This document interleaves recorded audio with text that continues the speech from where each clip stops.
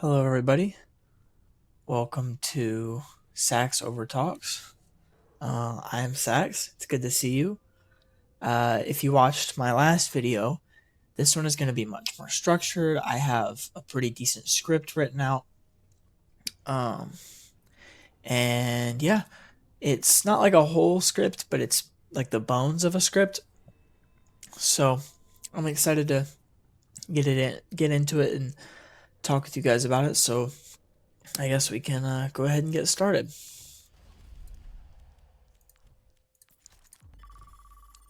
All right. So, have you guys ever worked on like a hobby, like a project for your whatever hobby you're in, or just any sort of project really?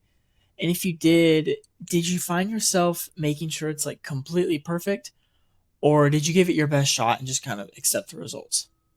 Or maybe you were somewhere in between? I've found myself in like all these situations. So, I just want to talk about like my personal thoughts on perfectionism today. Feel free to give me your own thoughts in the comments. And if you like this kind of discussion content, consider subscribing. So, to start off, I want to try to avoid telling you guys things on the channel.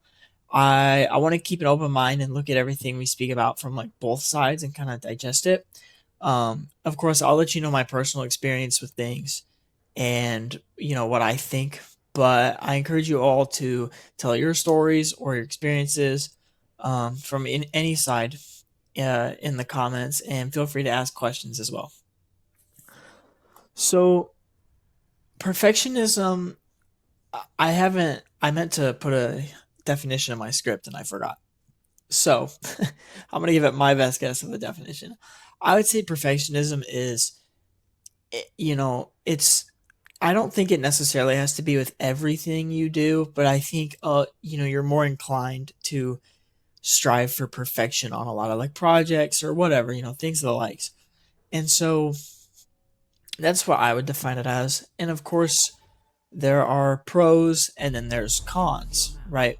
So to get into the pros side of things, um, to get into the pros side of things, the first pro I could think of myself was like high quality results, right? Like you're making sure that these things are perfect, so they end up being really well done, into high quality. That's if you're like building something or working on a video or whatever. And to kind of follow that up with the high quality results, you could monetize it. I feel pretty easily. You could make some good money off of something like that. Um, so I think that's another pro. And also to wrap up the pros, I feel like you've got to be a pretty disciplined person. You know, you've got to have some good discipline in you to make these things perfect. It takes a lot of time and it takes a lot of effort. And I think that it builds good discipline for, other stuff as well. Um, but there's also some cons to perfectionism as well, like the mental strain, the stress.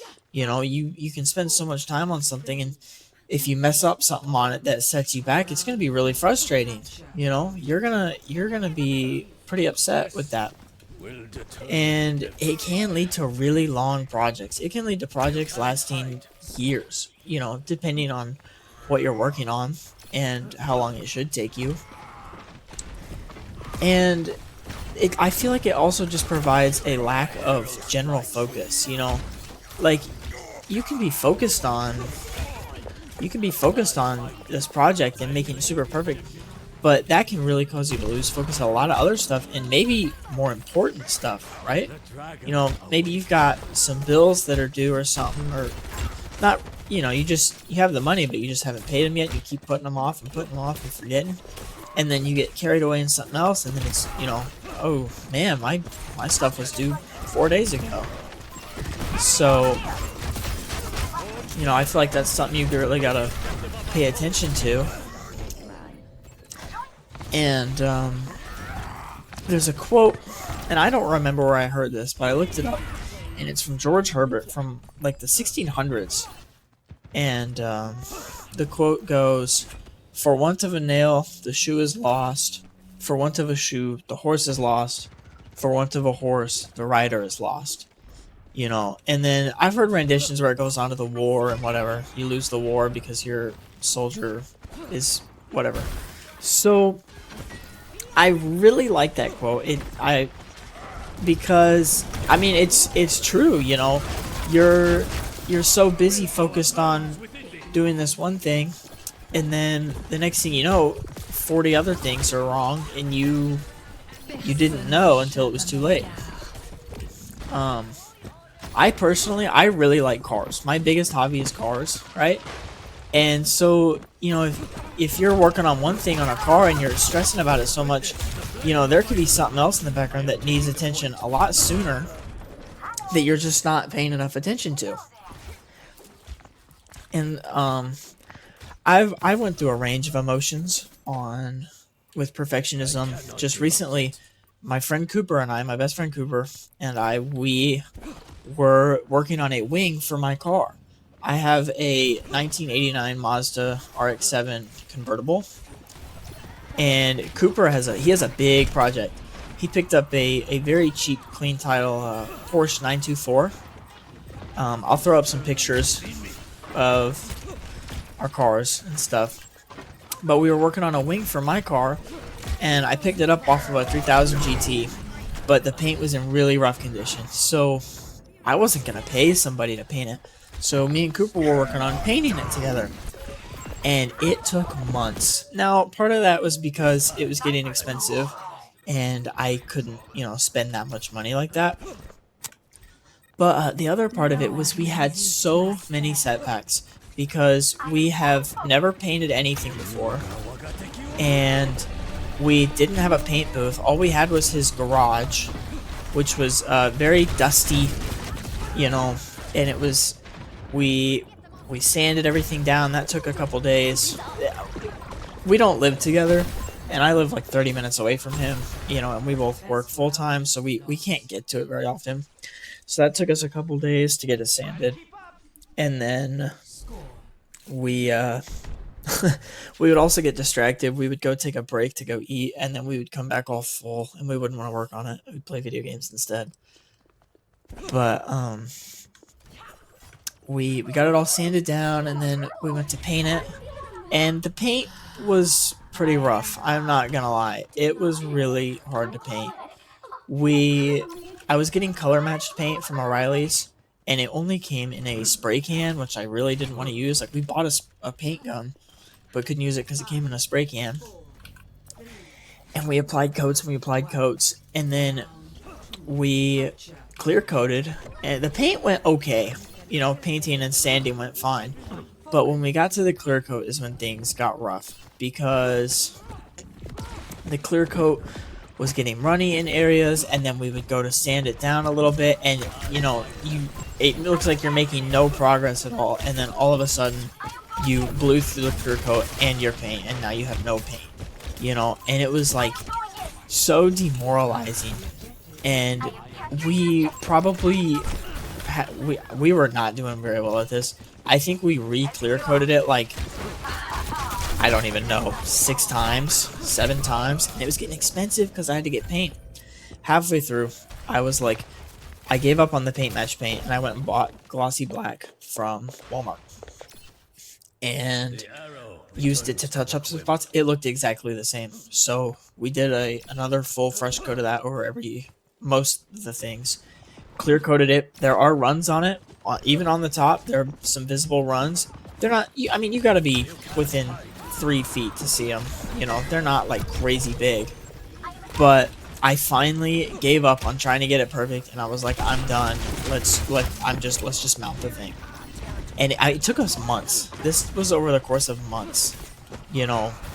And it was just, I wanted it to be perfect. I really wanted it to be perfect. And at some point, I just had to call it and say it's good enough. And I'm very glad that I did, because I think if I didn't, we would still be working on it today. And, you know, it's nice having it on the car. It looks great. It's looking good in the pictures. I'll show pictures of that now as well. I love doing photography. I love doing automotive photography on the side. Just for fun. I don't make commission or anything.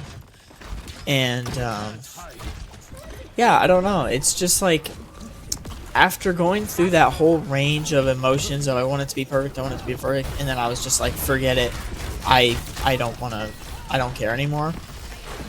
It was it was stressful, you know. It was so demoralizing. Every time we would try to sand this clear coat down a little bit and blow right through and immediately scratch up a bunch of paint. It was just so frustrating, you know, and it made me not want to work on it, you know. It made me take forever because of it. Um, it took forever. There were some pros though, you know. It was getting us practice, that's for sure, about trying not to blow through the clear coat and everything. You know, this is something we're brand new to, and that was a good con. You know, we got some good practice in, and we were striving for our best, and I think that was good because you know I think we bonded over it a little bit more. And I've known Cooper since I was in 5th grade.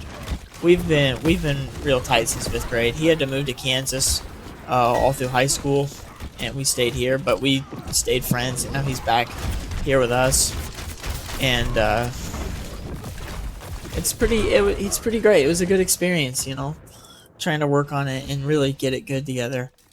But it was good. It was good. So there are pros, you know. I think after everything though, right now, I think I would lean more towards the side of, you know, it's good enough. Nothing can be perfect. The car is not perfect anyway. Um, Now, if I get into another project again, we'll see if my mindset changes. Uh, I can make like a follow-up video or something where I'm like, no, okay, now I want things to be perfect. But we'll see. We will see. Um, that's really all I have today. If you guys enjoyed the little discussion, let me know in the comments below. And if you have anything you'd like me to talk about, let me know. I'd love to hear it. Give me some topics. I hope you all are doing wonderful. I'm happy to have you here. Thank you so much for watching, and I will see you guys next time.